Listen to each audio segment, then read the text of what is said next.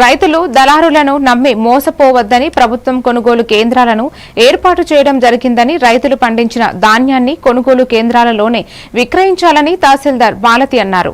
చిన్నశంకరంపేట మండలంలోని గ్రామాలలో ధాన్యం కొనుగోలు కేంద్రాలను తహసీల్దార్ మాలతి పరిశీలించారు. అనంతరం ధాన్యం తేమ శాతాన్ని పరిశీలించి నిర్వాహకులకు పలు సూచనలు సలహాలు తెలియజేశారు.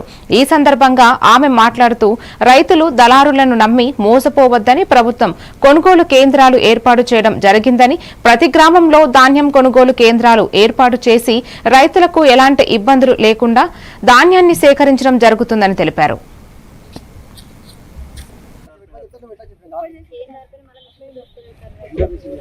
అదేనే ఇప్పుడు ఇప్పుడు మనం తీసుకో కదా ఇట్లా పెట్టేసా మళ్ళీ మంచి వాడు మళ్ళీ మెత్తగా ఒక ప్యాక్ చేసి పెట్టి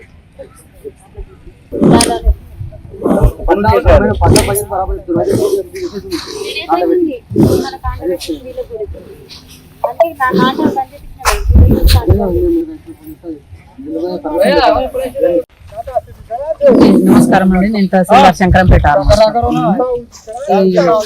ఈ రోజు మన శంకరంపేట మండల విలేజ్ లోని వడ్ల కొనుగోలు కేంద్రం సందర్శించనైంది. ఇప్పటి వరకు ఇక్కడ నుంచి 5 లారీల ధాన్యం పోయింది. ఇప్పుడు దీంతోనే 6వ లారీ పోతుంది. అట్లాగే రైతులందరూ కూడా ఈ మన వడ్ల కొనుగోలు కేంద్రంలోనే విక్రయించేసి దళారుల నుంచి కాపాడుకుంటారని చెప్పేసి కోరుకుంటున్నాము. ప్రతి ఒక్కరు కూడా మనం ప్రతి విలేజ్ లో కూడా వడ్ల కొనుగోలు కేంద్రం ఓపెన్ చేసినాం కాబట్టి అందరు కూడా వడ్ల కొనుగోలు కేంద్రంలో అమ్ముకొని ప్రభుత్వం ఇచ్చే సరైన ధరని పొందుతారని చెప్పేసి ఆశిస్తున్నాము. డబ్బులు కూడా ల్యాప్టాప్ లింక్ అవుతుంది కాబట్టి అందరికి కూడా సరైన టైంలోనే పైసలు కూడా పడతాయి.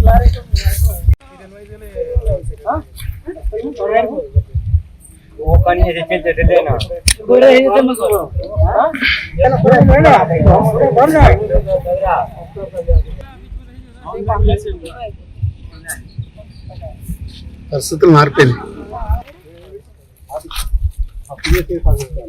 ఇప్పుడు ఇంకా ఎంత